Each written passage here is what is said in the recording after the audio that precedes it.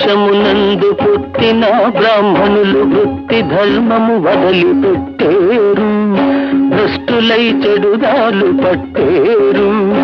అగ్రహారములు మడిమాన్యములు పోయి బుడ్డి చెంబులు చేతబట్టేరు. శివ గోవింద గోవింద.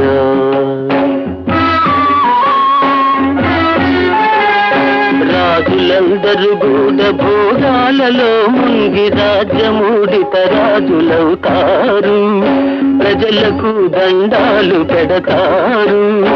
రాజభవనాలన్నీ భోజనాలయములై భరణాలతో వారు బ్రతికేరు. శివ గోవింద గోవింద.